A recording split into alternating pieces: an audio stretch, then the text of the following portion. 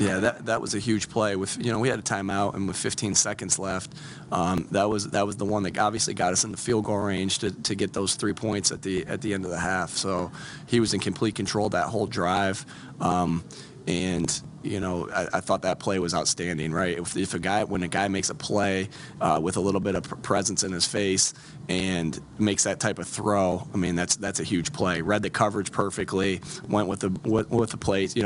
We ran that play earlier in the drive, and Devontae. It was slightly different, but the ball went to Devontae. Then you get a different coverage, and it goes to Dallas. So, that's just being in complete control and taking what the defense gives you, and it was a big-time play by him that got us points.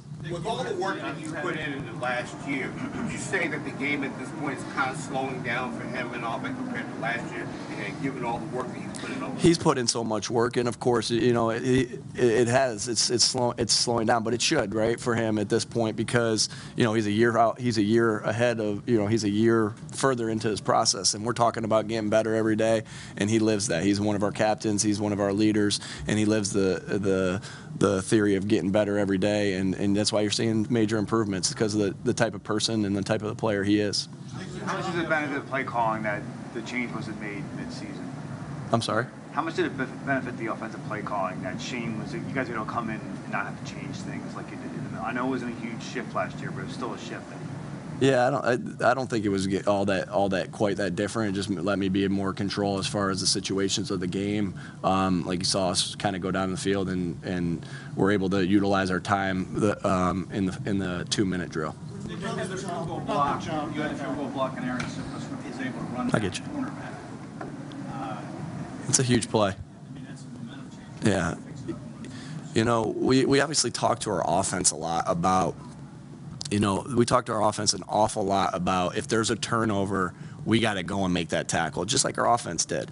And, that we have a ton of team meetings about situational football, and that's a situation within the game that you got to be able to react and go. And it somehow got into Aaron's head too, right? To be like, I got to get this guy down and let the defense play defense here.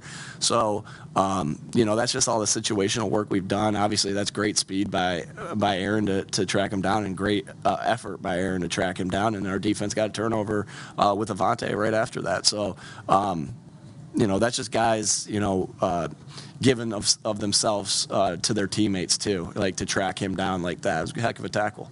Did you know Aaron's going to do that? Do you think?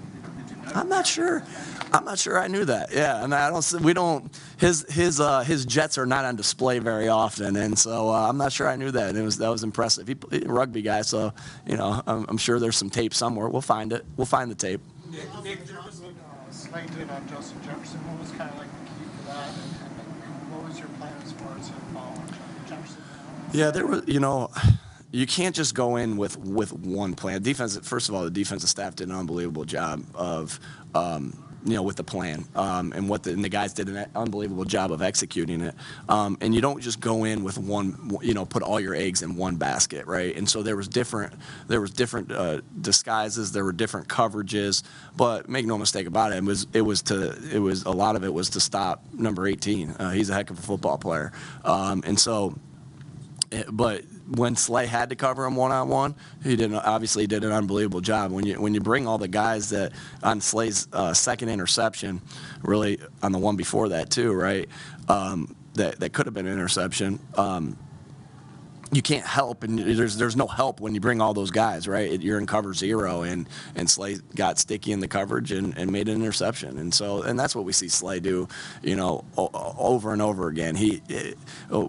One of the reasons I always think that our receivers are taking steps in the right direction and getting better is because of the work they have to do to go against Slay and James in practice, and Avante and Zach McPherson and all those guys. So Slay.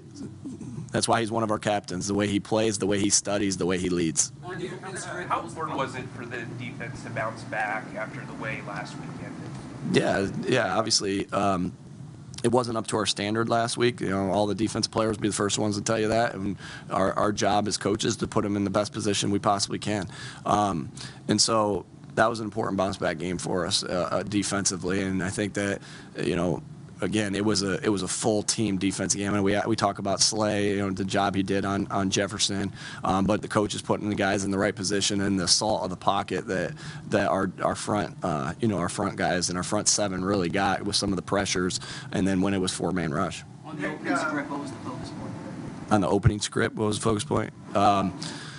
Yeah, what we did there. Obviously, you saw we went no huddle, and we wanted to go get a fast start. That right there, there was some things that happened in that drive. It wasn't exclusively to go no huddle, but the way the drive was going, we adjusted and we just said, all right, let's keep going with this. And Shane did a great job of calling it. Our guys did a great job of executing it, and we felt like we had them on their heels in that scenario. And we felt like they were tired. Now, we were tired too, there's no doubt, right? A 12-play drive, I think it was, to start the game. And we were tired too, but our guys did a really nice job of, being able to finish that drive off. And there were penalties, and we got to address the penalties. There was too many of those. But we were able to dig ourselves out of that hole. Jalen made a great play to AJ. And so it was executing on third down and then going a little bit of tempo. Couple more, please. Last week, that phrase complete control with Jalen. He's still a young quarterback. You've been around a lot of veteran quarterbacks. Does that part of it surprise you at all? How much control he has at this hole? I think that it doesn't surprise me in the sense of that's how practices looked, right? That he's went to the right place with the football, versus different looks. And so a great indicator of how we're going to play in games is how we practice. And not just this week, right? Not just last week, but also throughout training camp and OTAs. And so I wouldn't say I'm surprised. I've seen the growth of him. And again, we talk about this so much with Jalen. Like, why is Jalen going to continue to reach his ceiling? Because he's tough. He's got high football character, and he loves football. And so he's going to reach his ceiling, and it's fun watching him grow. Do you want a sports network that delivers everything that matters about the game? The highlights, the picks, the instant analysis, no yelling, no fake debates, no politics. Hit the subscribe button and never miss a moment.